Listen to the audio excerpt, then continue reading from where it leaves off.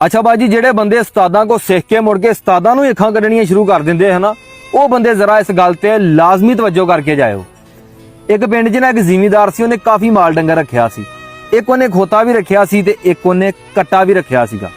खोते उत्ते ना वो सारे डंगरां दे पट्ठे लैके आउंदा सीगा ते खोते ने ना एक दिन कट्टे को गिला शिकवा करना शुरू कर दिता कि यार कट्टिया, मेरी कादी जिंदगी है, मैं तुहाडे सारे माल डंगर दे पट्ठे लैके आउंदा वा, सारी दिहाड़ी पट्ठे ढो ढो मैं खप जाना आ, मेरे उत्ते ते जुल्म ही बड़ा हुंदा आ, मैनू कोई छुट्टी नहीं लभदी। हुण कट्टा खोते नूं आंदा कि खोतिया तेरी मैं कल नूं छुट्टी करा देवां ते फिर हुण खोता कहंदा कि कट्टिया जे तू कल नूं मेरी छुट्टी करा देवें ना ते मैं तैनूं अपना उस्ताद मन्ना। कट्टा कहंदा कि ठीक हो गया, कल नूं समझ लै तेरी छुट्टी है। कट्टा हुण खोते नूं आंदा कि कल नूं जदों तैनूं मालक रेहड़ी 'च जोण वास्ते आवे ना ते तूं अपनी एक पिछली लत्त थल्ले नहीं लाउणी। खोता कहंदा कि कट्टिया इहदे नाल की फायदा होना मैनूं। कट्टा कहंदा बस कि तूं जदों कल नूं मालक ने आउणा ना तूं अपनी लत्त नहीं एक थल्ले लाउणी पिछली।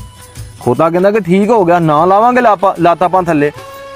हुण अगले दिन मालक आउंदा सुबह सुबह, खोते नूं खोलदा किले उतों ते रेहड़ी 'च जोण वास्ते जदों लिजांदा ना ते खोता लत्त नहीं थल्ले लाउंदा।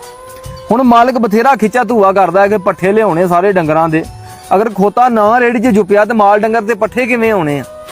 ਉਹ ਬਥੇਰਾ ਖਿੱਚਾ ਧੂਆ ਕਰਦਾ ਪਰ ਖੋਤਾ ਲੱਤ ਥੱਲੇ ਨਹੀਂ ਲਾਉਂਦਾ। ਹੁਣ ਮਾਲਕ ਕੀ ਕਰਦਾ ਆ, ਖੋਤੇ ਨੂੰ ਛੱਡ ਦਿੰਦਾ ਆ ਤੇ ਕੱਟੇ ਨੂੰ ਖੋਲ ਕੇ ਰੇੜੀ 'ਚ ਜੋ ਲੈਂਦਾ ਹੈ। ਤੇ ਜਦੋਂ ਕੱਟੇ ਨੂੰ ਜੋ ਕੇ ਲਿਜਾਂਦਾ ਨਾ ਤੇ ਖੋਤਾ ਹੱਸਦਾ ਕੱਟੇ ਵੱਲ ਵੇਖ ਕੇ ਕਿ ਮੇਰੀ ਜਾਨ ਬਚ ਗਈ ਆ ਤੇ ਕੱਟੇ ਦੀ ਜਾਨ ਫਸ ਗਈ ਆ। ਹੁਣ ਖੈਰ 2-4 ਦਿਨ ਨਾਲ ਲਗਾਤਾਰ ਕੱਟਾ ਪੱਠੇ ਲਿਆਉਂਦਾ, ਖੋਤਾ ਲੱਤ ਨਹੀਂ ਥੱਲੇ ਲਾਉਂਦਾ। ਹੁਣ ਮਾਲਕ ਜਿਹੜਾ ਬਥੇਰੇ ਦਵਾ ਦਾਰੂ ਕਰਦਾ ਹਕੀਮਾਂ ਨੂੰ ਲਿਆਉਂਦਾ ਆ, ਉਹ ਹਕੀਮ ਵੇਖ ਕੇ ਹੈਰਾਨ ਤੇ ਪਰੇਸ਼ਾਨ ਹੋ ਜਾਂਦੇ ਕਿ ਲੱਤ ਵੀ ਠੀਕ ਆ ਖੋਤੇ ਦੀ, ਪਰ ਲੱਤ ਥੱਲੇ ਕਿਉਂ ਨਹੀਂ ਲਾਉਂਦਾ। ਉਹ ਹੁਣ ਜਦੋਂ 10-15 ਦਿਨ ਲੰਘ ਜਾਂਦੇ ਹਨ ਮੁਸਲਸਲ ਰੋਜ਼ਾਨਾ ਕੱਟੇ ਨੇ ਪੱਠੇ ਲਿਆਉਣੇ, ਖੋਤੇ ਨੇ ਵੇਲਿਆਂ ਪੱਠੇ ਖੁਰਲੀ ਉੱਤੇ ਖਾਣੇ ਬਹਿ ਕੇ, ਨਾਲੇ ਕੱਟੇ ਵਾਲ ਵੇਖ ਕੇ ਹੱਸਣਾ। ਤੇ ਕੱਟਾ ਇੱਕ ਦਿਨ ਖੋਤੇ ਨੂੰ ਆਂਦਾ ਕਿ ਖੋਤਿਆ ਵੇਖ, ਤੇਰੀ ਮੇਰੀ ਇੱਕ ਦਿਨ ਦੀ ਗੱਲ ਹੋਈ ਸੀਗੀ, ਤੂੰ ਆਖਿਆ ਸੀਗਾ ਕਿ ਮੇਰੀ ਇੱਕ ਦਿਨ ਛੁੱਟੀ ਕਰਾ ਦੇ ਕਿ ਮੈਂ ਤੈਨੂੰ ਉਸਤਾਦ ਬਣਾਉਂ, ਤੇ ਅੱਜ 15-20 ਦਿਨ ਹੋ ਗਏ ਤੇ ਤੇਰੀ ਮਿਹਰਬਾਨੀ ਆਪਣਾ ਕੰਮ ਸਾਂਭ ਪੱਠੇ ਲਿਆਉਣ ਵਾਲਾ।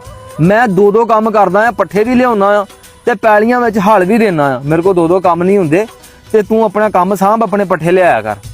ਤੇ ਖੋਤਾ ਅੱਗੋਂ ਕੱਟੇ ਨੂੰ